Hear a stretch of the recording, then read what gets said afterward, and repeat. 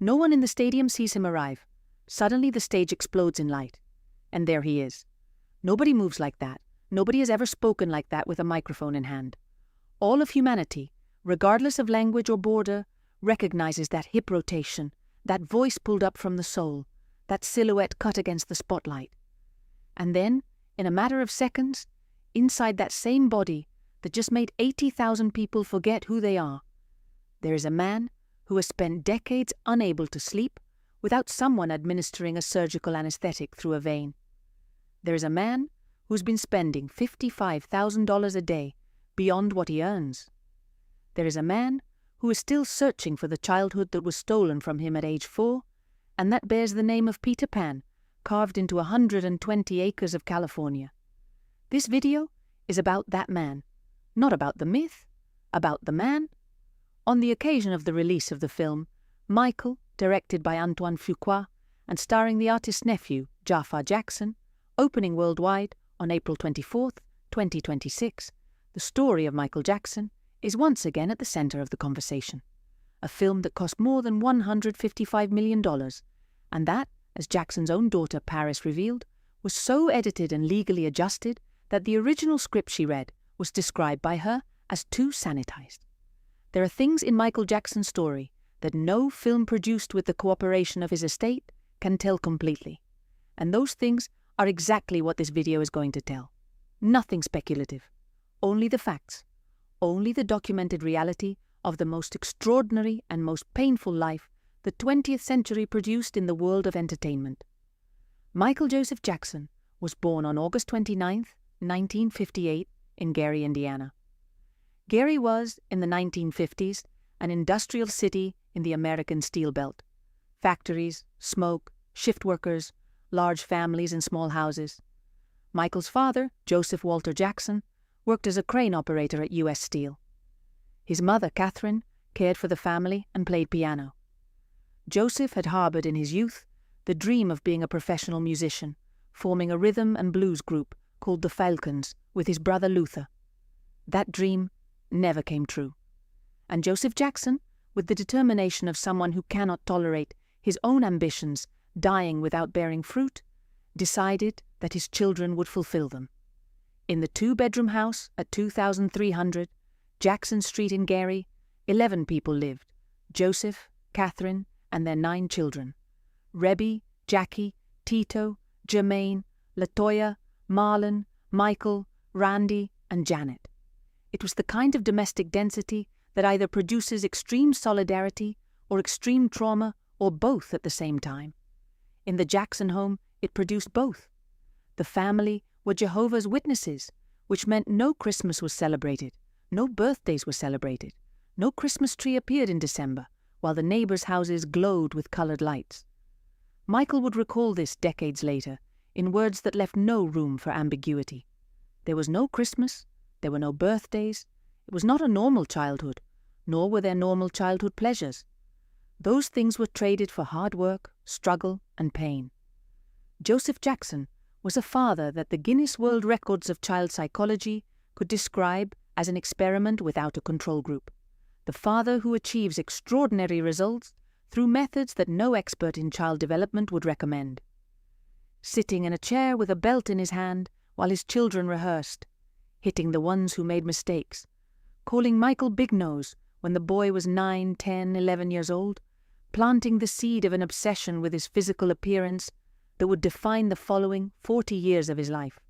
In 2003, in Martin Bashir's documentary Living with Michael Jackson literally said that his father sat there with the belt while they rehearsed, and that if you didn't do it right, you got a beating. There is no ambiguity in that testimony. Joseph Jackson himself acknowledged in 2003 that he regularly spanked Michael when he was a child. What Joseph Jackson never acknowledged is the cost of those beatings. There was a guitar in the Jackson home that no child was allowed to touch. It was Joseph's guitar, a relic of his truncated career as a musician. One day, Tito, the third son, played it while his father was away. Joseph came home and found the guitar had been played. His response was to have Tito play for him. Tito played well, and then Joseph did something that perfectly summarizes who he was. Instead of punishing the boy for having disobeyed, he organized a musical group with his children. It was the sublimation of paternal anger into a business project. It was also, though Joseph could not have articulated it that way, the moment in which Michael Jackson's life was decided by someone who was not Michael Jackson. The Jackson family represents in the history of American popular music one of the most documented paradoxes: genius born from trauma. It is not a paradox exclusive to the Jacksons.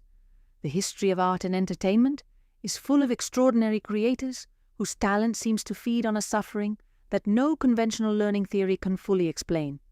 But the Jacksons are perhaps the most studied and most extreme case of that paradox, because the level of talent they produced is so exceptional, and the level of damage they suffered is so documented that the coincidence between the two is impossible to ignore. Catherine Jackson, the mother, is a figure that analyses of the family tend to leave in the background behind Joseph's dominant presence. But Catherine had her own role in the family's architecture. She was a musician herself, a singer and pianist, with enough talent to have wanted a professional career that the polio she contracted as a child, which left her with a permanent limp, partially frustrated. She was also the family's emotional anchor, the person who set limits on Joseph's brutality, who comforted the children after the hardest rehearsals, who maintained the effective fabric of a family in which the father had turned the home into a rehearsal room. Michael always spoke of his mother with the kind of unconditional love he reserved for very few people in his life. When the world failed him, when friends turned out to be self-interested, when the industry betrayed him, Catherine was the constant. The Jackson brothers, who would later be called the Jackson 5, began performing in local nightclubs, at talent competitions in high schools, in the streets of Gary. Michael was 4 years old when he started performing. 4 years old? While other children his age were learning to tie their shoes, Michael Jackson was learning to project his voice in venues full of adults. He would recall it himself in a 2002 interview. "I grew up on stage. I grew up in nightclubs. When I was 7 or 8, I was in nightclubs. I saw women taking off their clothes. I saw fights. I saw adults behaving like animals." It was the world in which Michael Jackson formed his understanding of what it meant to be an adult, long before being an adult. In 1969, the Jackson 5 signed with Motown Records, the Detroit record label founded by Berry Gordy that had produced Marvin Gaye, Stevie Wonder, and the Supremes. It was the label that defined the sound of Black American music in the 1960s and 1970s. Their first single as Motown artists was "I Want You Back." It reached #1 on the Billboard Hot 100. The next, "LBC," also reached #1. The next, "The Love You Save," #1. And the next, "I'll Be There," #1. 4 consecutive debut singles at #1. No other group in the history of American pop music had achieved that record on their debut. The entertainment world looked on agape, and at the center of that group, at 11 years old, was Michael Jackson. The image the Jackson 5 projected to the world was that of a happy family, full of natural talent and brotherly love, produced by a visionary father who had seen the spark of genius in his children and cultivated it. It was the image Motown wanted and the image the media reproduced. The reality behind that image was something that would not emerge publicly until decades later. The rehearsals that started at dawn and ended at night. The father who yelled and hit when choreography was not perfect. The child who cried from loneliness because he couldn't go to school or play with other children because fans besieged him the moment he appeared in public. And the suspicion, which would become certainty over time, that Joseph Jackson was keeping a significant portion of the money his children generated. Michael Jackson's leap as a solo artist began in 1971 with "Got to Be There," still produced under Motown, and with him still as part of the Jackson 5. But the real separation of the artist from the group and of the artist from his father's control came with 2 crucial decisions. The first was changing record labels. In 1975, the Jackson 5 left Motown and signed with Epic Records, a CBS subsidiary. Joseph Jackson would remain the manager. But the second decision, the one that changed everything, was the alliance with Quincy Jones. Quincy Jones was in 1978 one of the most respected producers and arrangers in American music. He had worked with Count Basie, with Frank Sinatra, with Ray Charles. He had the most refined ear in the industry and the ability to take an artist with raw talent and build around him the sound that talent deserved. They met on the set of the film The Wiz, a musical version of The Wizard of Oz, in which Michael played the Scarecrow. Jones was there as musical director. The two connected in a way neither of them could have predicted. And in 1979, Quincy Jones produced Off the Wall, Michael Jackson's first solo album for Epic Records. Off the Wall was an enormous success. 4 singles in the top 10 of the Billboard Hot 100, 2 at number 1. It was also the first moment the world began to see Michael Jackson as something more than the child of the Jackson 5. He was an adult artist with his own voice, with a style that blended soul, funk, pop, and disco in a way no other artist of his generation was doing. He won 4 American Music Awards, and he was ignored by the Grammys, which that year nominated the album for none of its major prizes. Michael Jackson did not forget, and the rage that omission generated in him channeled directly into the next project. Thriller was released on November 30th, 1982. It had 9 songs. It was the result of months of obsessive work between Jackson and Quincy Jones, dozens of versions of each track, recording sessions that started at midnight and ended at dawn. The demands of an artist who knew exactly what he wanted and who did not stop until he got it. The first single, The Girl Is Mine, a duet with Paul McCartney, reached number 2 on the pop chart and number 1 in R&B. The second, Billie Jean, reached number 1 and stayed there for 7 weeks. The third, Beat It, also reached number 1. The fourth, Wanna Be Startin' Something, reached number 5. The fifth, Human Nature, number 7. The sixth, PYT, number 10. And the seventh, the title track Thriller, number 4. Thriller sold more than 51 million confirmed copies. There are estimates exceeding 100 million if less precisely tracked markets are included. It is the best-selling album in the history of music. Full stop, no argument. It won 8 Grammy Awards at the 1984 ceremony, establishing a single-night record that stands to this day. The Thriller video, directed by John Landis, 14 minutes long, with its zombies and choreography designed by Michael Jackson, was the first music video selected for the National Film Registry. At the Motown television special in May 1983, Michael Jackson performed Billie Jean live, and midway through the song did something no dancer had done before on mass audience television, the moonwalk. The movement in which the body appears to travel forward while the feet move backward. The audience lost its mind, and Michael Jackson, who was 24 years old, became the most famous person on the planet. There's an element of Michael Jackson's rise to global stardom that is rarely mentioned with the attention it deserves: what he did for black artists in 1980s America. In 1983, MTV was the most influential music channel in the world, and MTV did not air videos by black artists during its primetime blocks. It was an unwritten but absolutely operative policy. The channel had decided its audience, predominantly white and suburban, wouldn't want to see R&B or soul videos in the same blocks as white rock.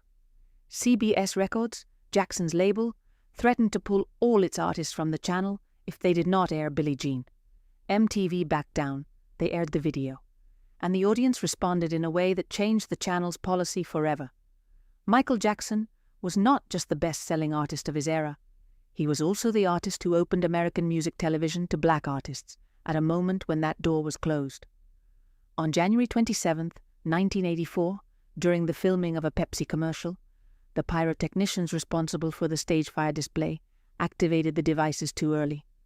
Michael Jackson's hair caught fire. He suffered 2nd and 3rd degree burns on his scalp. It was the moment his brothers, his doctors, and his biographers identify as the turning point, the beginning of his dependence on painkillers. Tito Jackson described it directly.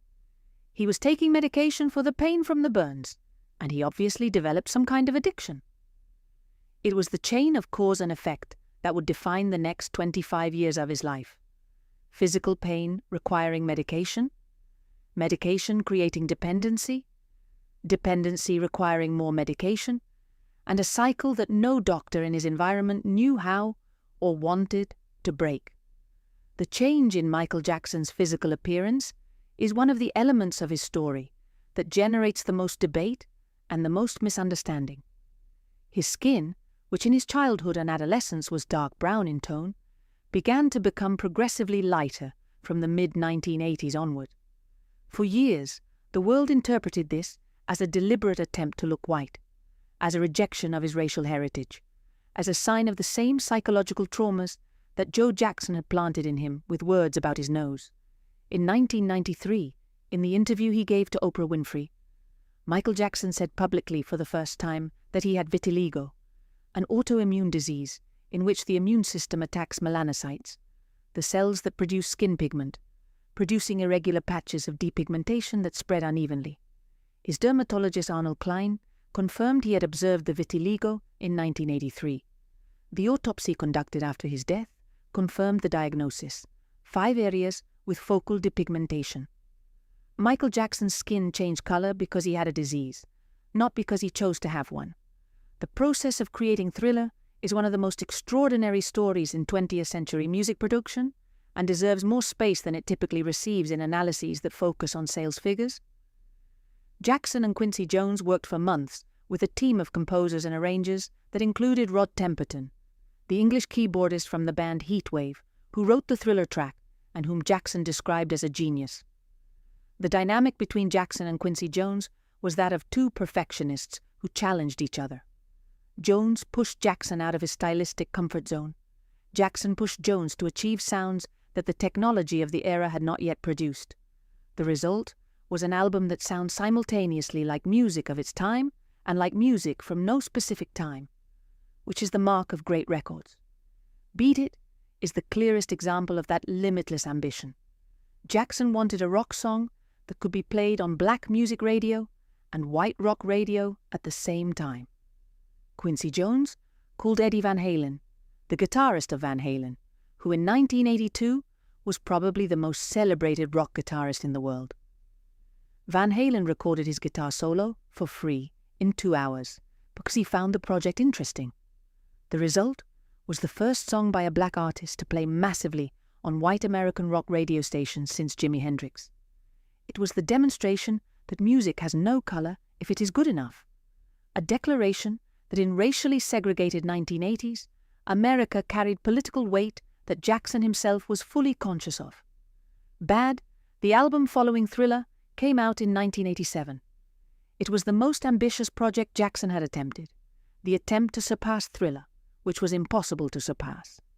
5 consecutive singles reached number 1. I Just Can't Stop Loving You, Bad, The Way You Make Me Feel, Man in the Mirror, and Dirty Diana. No artist had ever had 5 number 1s on a single album until that moment.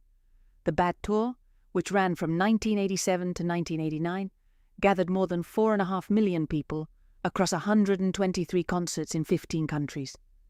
It was the highest-grossing tour in music history at that point. And despite all of that, the numbers that broke every record, the visible evidence that Michael Jackson was the most popular artist in the world. Thriller was Thriller, and no album could be more than that. In 1988, with the money Bad and the tour had generated, Michael Jackson purchased a 2,500-acre ranch in the mountains of Santa Barbara, California, which he called Neverland Ranch. The name comes from Peter Pan, the place where children never grow up. It was the literal materialization of the trauma. The man who never had a childhood, building a private amusement park to recreate the one that had been stolen from him. Neverland had a roller coaster, a Ferris wheel, bumper cars, a carousel, a zoo with giraffes and elephants, an artificial lake, a private cinema, a train track. Michael Jackson regularly opened it to groups of underprivileged children, terminally ill patients, and children with disabilities, who arrived on buses from Los Angeles to spend the day. It was simultaneously the most generous gesture and the most visible symptom of something that no psychologist of the era knew how to describe in a way the public could understand. In August 1993, the entertainment world froze. Evan Chandler, a Los Angeles dentist, accused Michael Jackson of having sexually abused his son Jordan, 13 years old. The Los Angeles Police Department investigation began. Neverland was searched. Jackson was at the start of the dangerous tour when the news broke. Jackson denied everything. Investigators questioned 30 children who had been at Neverland. All said they had not been abused. In December 1993, Jackson cancelled the rest of the tour, citing painkiller addiction, and entered rehabilitation. In January 1994, he reached a civil settlement with the Chandler family for an amount estimated at $22 million, without admitting any responsibility. The criminal case was closed without charges, because Jordan Chandler refused to testify. Jackson always insisted the settlement was a mistake by his legal advisors, that he did not want to pay because he was innocent, but that his lawyers told him it was the fastest way to end the matter. The decision to reach that civil settlement was, according to all subsequent analyses, the greatest strategic error of Michael Jackson's life. Not because guilt or innocence can be determined by whether someone pays or does not pay in a civil proceeding, but because the world interpreted the payment as a confession, regardless of what the formal agreement said. Jackson's publicist at the time, Michael Levine, described it precisely. That represented the beginning of a walk down a tragic road. Financially, emotionally, spiritually, psychologically, and legally. From 1993, Michael Jackson's career never returned to what it had been. And neither did his life. The ATV/Sony catalog that Michael Jackson owned, until the end of his life, is the story of the smartest business deal any pop artist has ever made. When he purchased ATV Music Publishing in 1985 for $47.5 million, his financial advisors supported him, but the entertainment world generally found it eccentric. Why did Michael Jackson want the publishing rights to the Beatles' songs?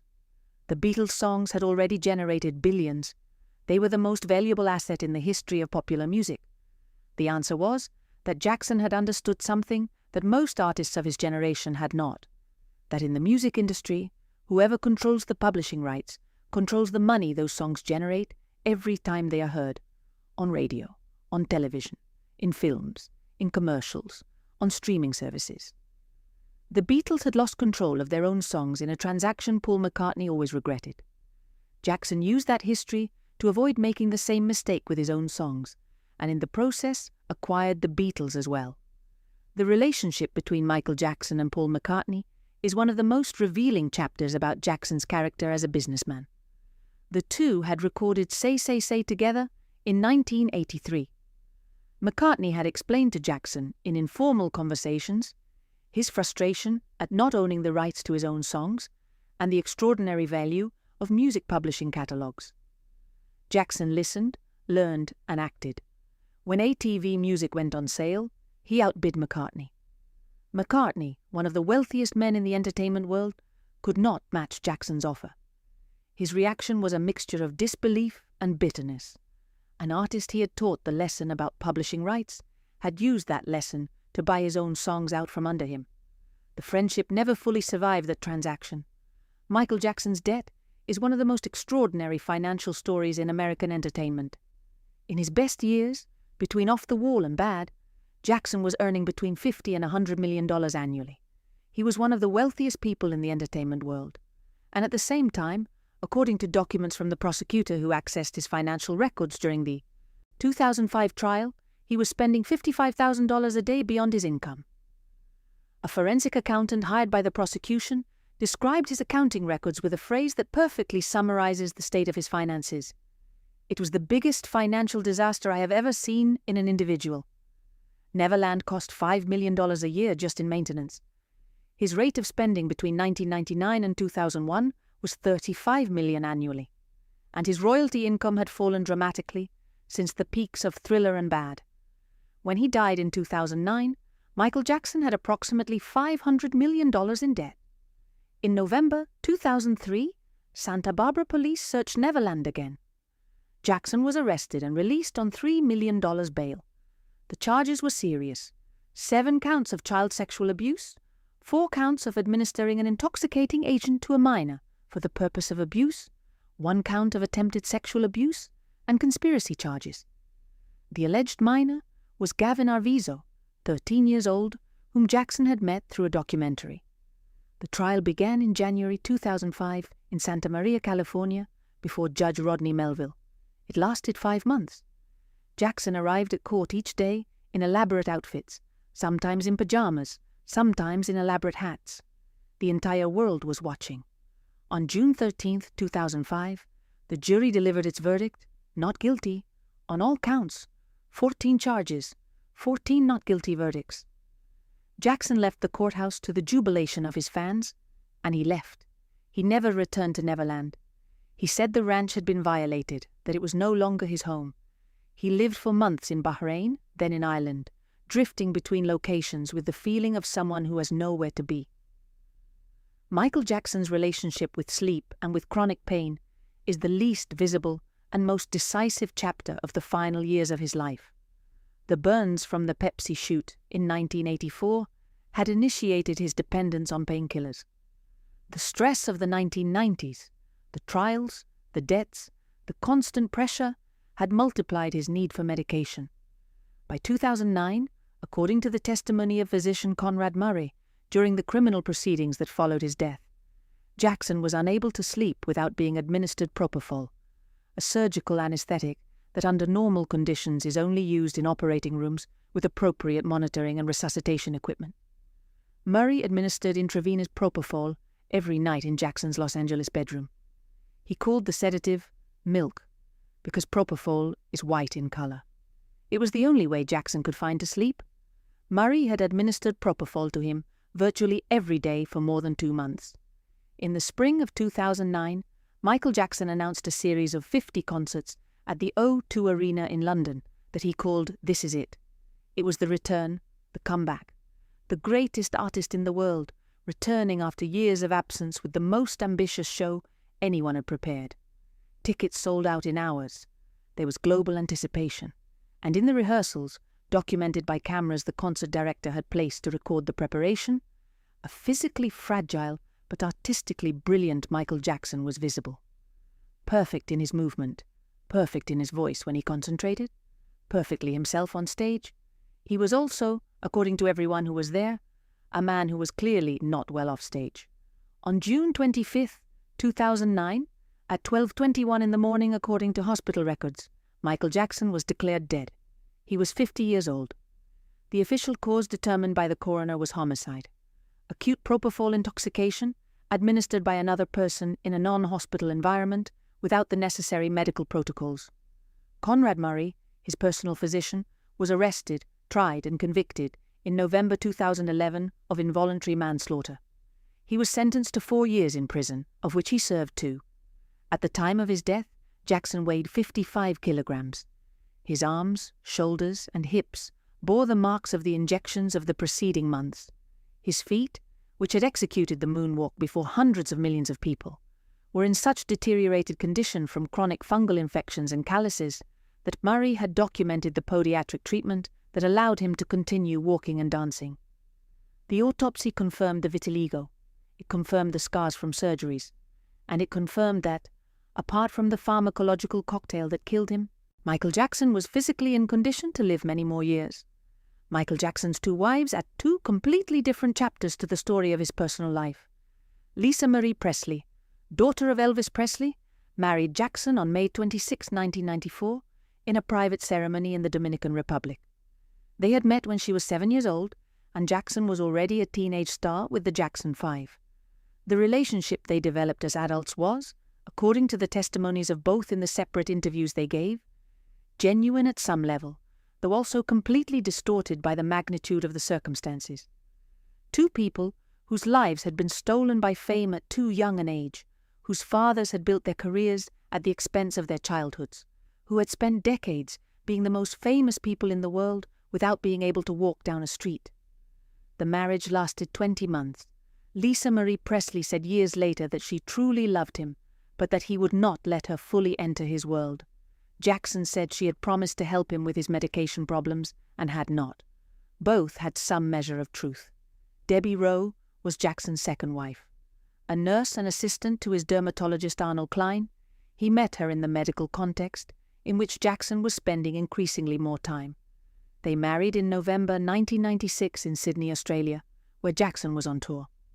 They had 2 children, Michael Joseph Jackson Jr., nicknamed Prince, born in February 1997, and Paris Michael Catherine Jackson, born in April 1998. The nature of the terms under which the parentage of both children was arranged was never fully transparent and was the subject of permanent media speculation.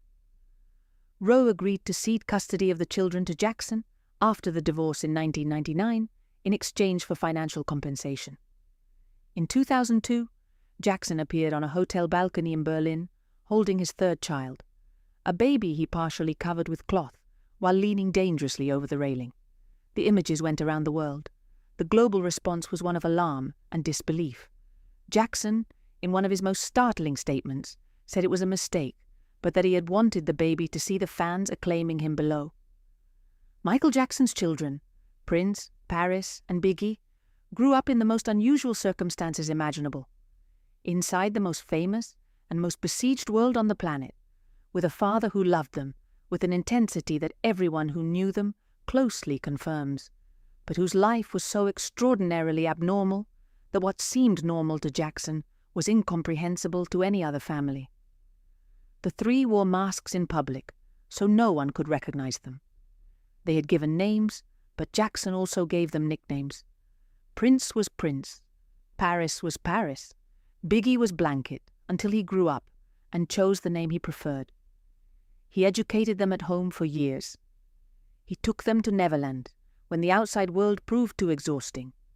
And when he died, he left them orphaned at 12, 11, and 7 years old respectively. Life after Michael Jackson's death is one of the most extraordinary stories in the economics of entertainment. He died with $500 million in debt.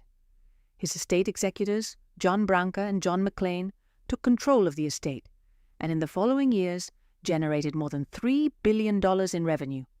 Music catalog deals, posthumous albums, the documentary This Is It, that grossed $250 million in its first weekend, the Cirque du Soleil show, Michael Jackson, the Immortal, image and music licenses. In 2010, the year after his death, Michael Jackson was the best-selling artist in the world for the first time since the Thriller years. The debt was paid off, and the economic legacy of his life, which was a financial disaster in its final decades, became posthumously one of the most lucrative in history. The film, Michael, opening this week in cinemas worldwide, is the result of a 6-year process that began in 2019 when producer Graham King secured the rights from the Jackson estate to produce the first authorized biopic. Director Antoine Fuqua, known for Training Day and his other high-drama films, was chosen in 2023. The role of Michael Jackson was played by Jaafar Jackson, Michael's 29-year-old nephew, son of Jermaine Jackson, who was a singer and dancer rather than an actor before this role came to him. Jaafar spent 2 years in intensive preparation before filming. Michael, Jackson's choreographers Rich and Tone Talawega, taught him to replicate his uncle's movements with the precision the role required. He practiced a single spin for 3 years. On the first day of filming, repeating a scene from the Bad Tour to perfection, Jaafar's feet were bleeding. It was the most literal possible tribute to his uncle's legacy. What the film cannot tell, for legal reasons, is the most complex part of Michael Jackson's story. The 1993 civil settlement with the Chandler family contains clauses prohibiting Jordan Chandler from being portrayed in any film production. This means that the 1993 allegations, which are an inseparable part of Michael Jackson's public story, cannot appear in the film. The script, according to Paris Jackson and according to Variety reporting, was adjusted and readjusted to resolve that legal problem. The third act was completely refilmed in 2025 at an additional cost of between $10 and $50 million, depending on the source. And the artist's daughter described the original script she read as too sanitized. A film about Michael Jackson that did not want to look at the hardest parts of the story it was telling. There is something in Michael Jackson's story that no film, no documentary, and no analysis can fully resolve. The paradox between the artist and the man. The artist is indisputable. Thriller, The Moonwalk, Billie Jean, Beat It, Man in the Mirror. The artist who broke racial barriers at MTV. The artist who sold more records than anyone in the history of music. The artist who at every concert made 80,000 people transform into a single entity that wept and laughed and sang in unison. That artist is real, verifiable, monumental. The man is more complicated. The man who never had a childhood and who built Neverland to try to have one at 30. The man his father called Big Nose and who underwent dozens of surgeries while insisting he had only had his nose operated on twice. The man who could not sleep without propofol. The man who in his best years was earning $100 million and spending it at $55,000 a day. The man who was acquitted in a criminal trial on 14 charges and who nevertheless never fully recovered the public's trust. The man whose own daughter describes as someone whose story no film produced with the cooperation of his estate can tell completely. The impact of Michael Jackson's death on June 25, 2009, on global popular culture was of a scale that has comparison with only a few events in the entertainment history of the 20th century. In the first hours, internet traffic collapsed in proportions that Google, Twitter, and Wikipedia servers had not seen before.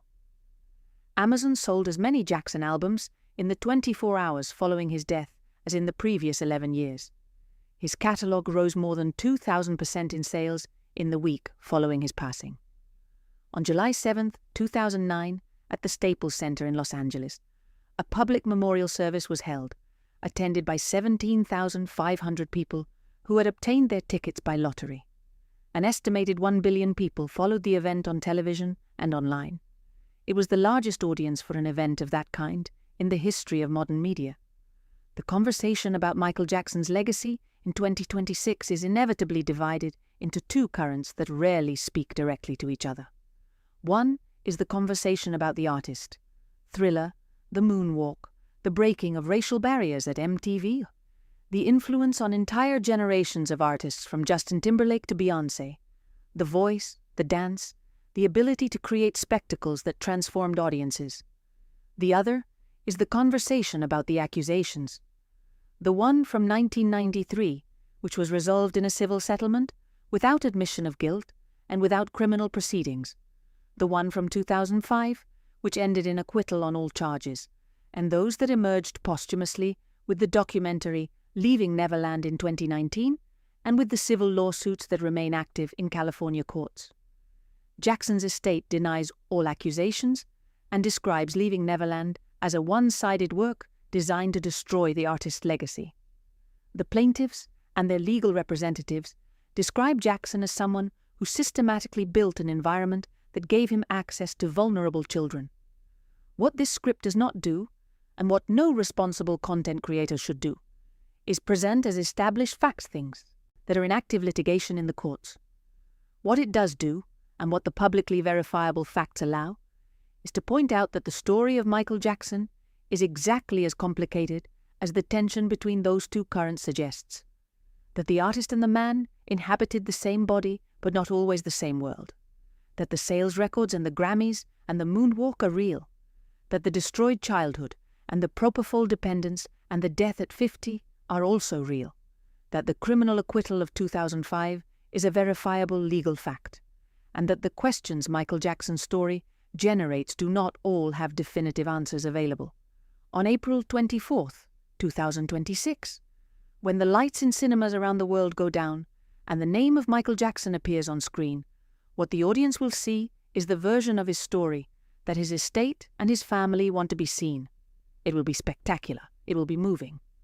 Jaafar Jackson, according to everyone who saw the film at the Berlin premiere on April 10th, is extraordinary in the role of his uncle.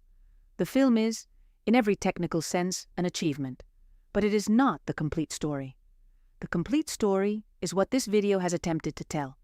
That of the boy from Gary, Indiana, who never had birthdays or Christmas, who learned what it meant to be an adult in nightclubs at age 4, who became the greatest artist of the century, and who died alone in his Los Angeles bedroom at 10:40 on a June morning in 2009 with his heart stopped and the surgical anesthetic in his vein.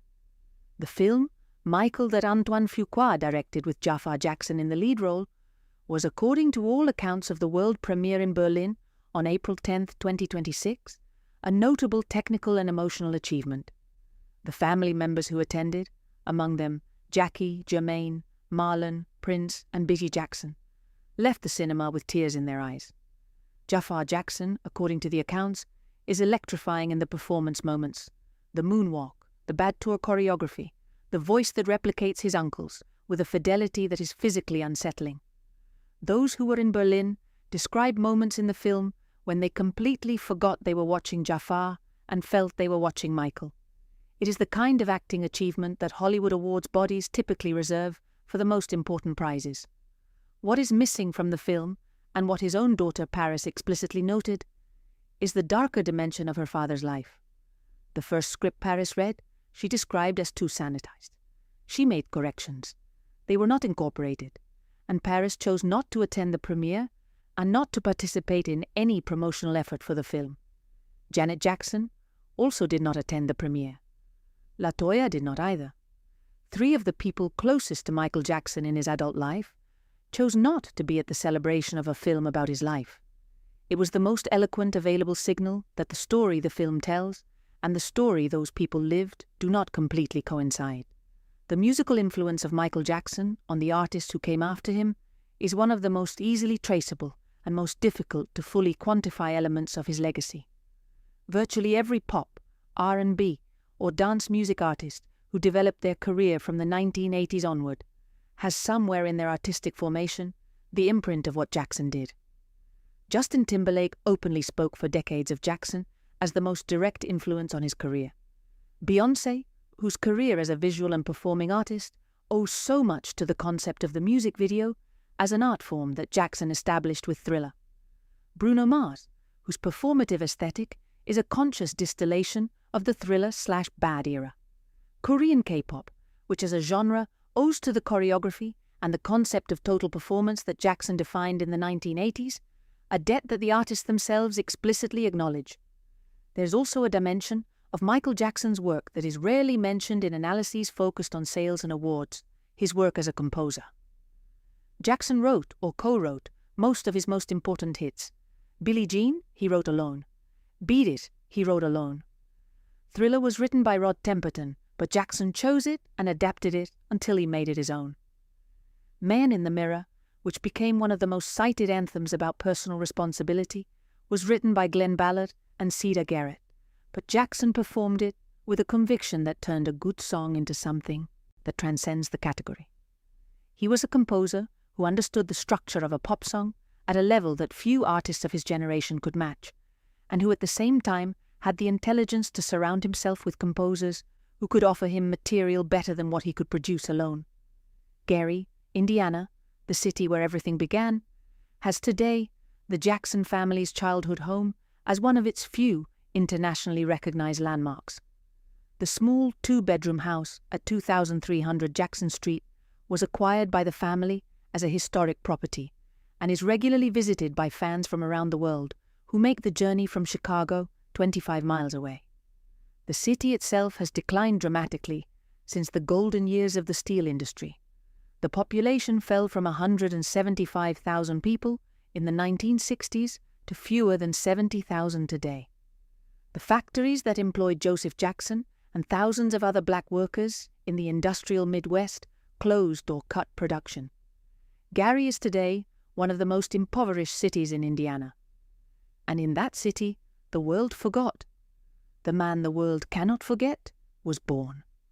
There is one thing Michael Jackson said in the speech he gave at the Grammy Legend Awards ceremony in 1993 that summarizes what his life was more precisely than any biographical analysis. My childhood was stolen from me. There was no childhood.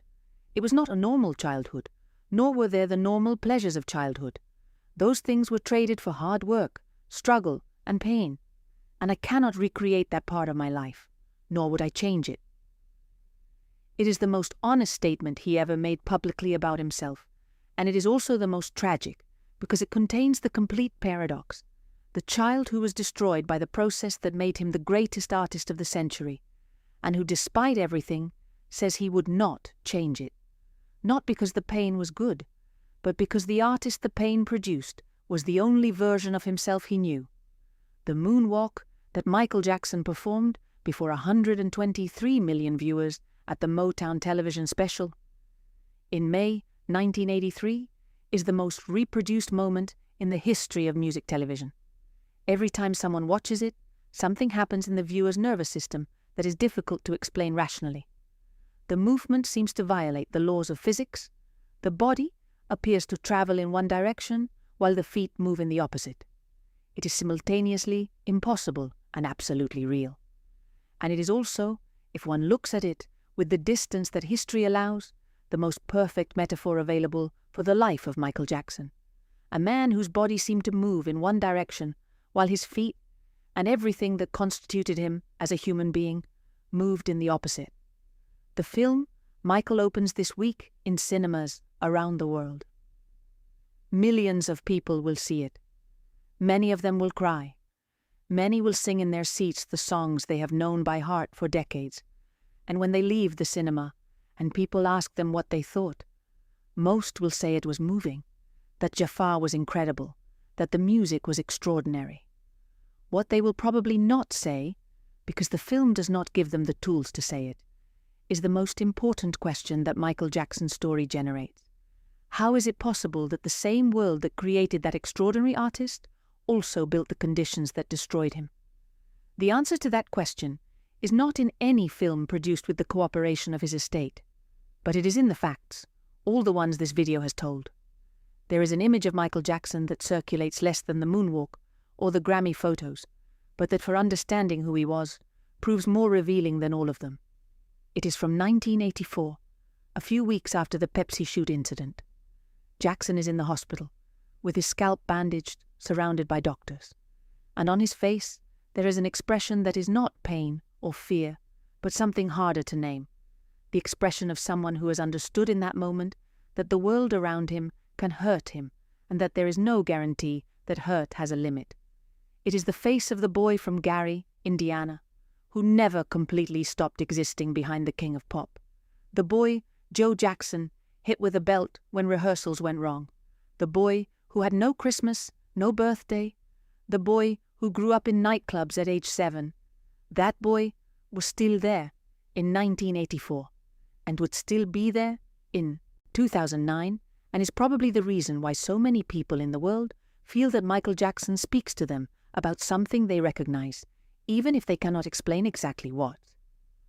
When Jaafar Jackson practiced for 3 years, the spin his uncle did on stage, when his feet bled on the first day of filming and he couldn't feel his toes, when director Antoine Fuqua repeated the scene over and over until it came out perfect. In that image, there is also, though no one said it explicitly in the promotional interviews, the echo of the 2-bedroom house in Gary, where Joseph Jackson sat with a belt while his children rehearsed. The excellence the film celebrates and the suffering that produced it are inseparably connected in the story of Michael Jackson. That connection is what no film can show completely, because no film produced to celebrate, someone can also judge the system that made them possible. But that connection is the real story, and that real story is what remains after the cinema lights come on and the audiences return home with the songs in their heads. The number of Guinness World Records Michael Jackson accumulated over his career is in itself an argument. The most successful musical artist of all time, the best-selling album in history with Thriller, the first artist to have number ones in 4 consecutive decades in the United States, the artist with the greatest number of humanitarian awards recognized by the Guinness Book, more than 390. He had donated, according to his own statements, $300 million to charitable causes over his lifetime, more than any other celebrity except Oprah Winfrey. He founded the Heal the World Foundation in 1992. He visited children's hospitals in every country where he performed during the Dangerous Tour. These were the acts of someone who had grown up unable to have what children need, and who channeled that deprivation into the need to give to those who also could not have it. He was, simultaneously, the most famous and the loneliest person on the planet. The loneliness of Michael Jackson is the theme that appears most consistently in all testimonies from people who knew him in private contexts. Not the loneliness of physical isolation, though also that. The loneliness of someone who from the age of 8 could never walk down a street without being recognized, without people asking for autographs, without photographers following him, without the space that exists between a person and the world disappearing entirely. It was the specific price of his kind of fame. The fame that has no gradations or days off. The fame that is total and permanent from the time you are a child. And it was also, in a deeper sense, the loneliness of someone who never fully learned to trust anyone. Because from a very young age, He had seen how his closest environment, his own father, could become a source of harm. In 2026, 17 years after Michael Jackson's death, the debate about his legacy remains exactly as intense as in the days following his passing. Streaming platforms report that Thriller, Bad and Dangerous continue generating hundreds of millions of streams annually. Young people born after his death know his songs better than those of most living artists. And at the same time, the civil lawsuits against his estate continue in California courts, with new accusations filed in 2026 that the estate categorically denies. It is the most honest available image of the place Michael Jackson occupies in contemporary culture, universal and unresolved at the same time. That is what remains of Michael Jackson. Not just the king of pop the world celebrates this week in cinemas. Also, the boy from Gary, Indiana, who had no birthdays, no Christmas. The artist who broke every racial barrier in American music. The man who could not sleep. The father who loved his children with an intensity that everyone confirms. And the question his story will not stop asking.